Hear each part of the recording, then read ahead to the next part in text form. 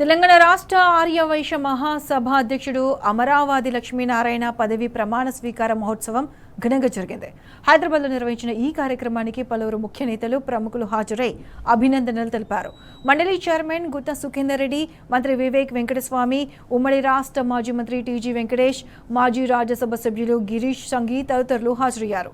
రాజకీయంగా ఆర్యవైశ్యులు మరింత ఉన్నత స్థాయికి ఎదగాలని ఆర్యవైశ్య మహాసభ అధ్యక్షుడు అమరావతి లక్ష్మీనారాయణ ఆకాంక్షించారు. రాష్ట్ర ఆర్యవైశ్య మహాసభలో ఉమ్మడి రాష్ట్రంలో కూడా మనం 3 సార్లు ఎన్నికలు జరిపించుకున్నాం. మరి ఎప్పుడు జరిగినా ఆంధ్ర నుంచి కాంటాక్ట్ చేసే వాళ్ళకే ఎన్నిక జరిగింది, కానీ మనకు ఎప్పుడు ఎన్నిక జరగలేదు.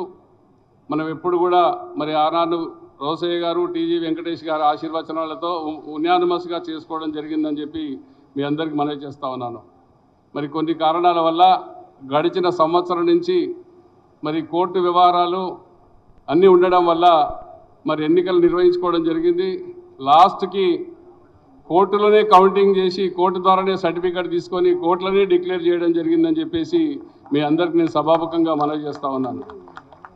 ఆర్యవైశ్య మహాసభ వైశ్యులకు సంబంధించినటువంటి చాలా సమస్యల మీద ఇటు ప్రభుత్వాల దృష్టికి ఆ సమస్యలు పరిష్కరించడంతో పాటు అధికారంలో కూడా భాగస్వామ్యం కొరకు ఫైట్ చేస్తున్నటువంటి సందర్భం.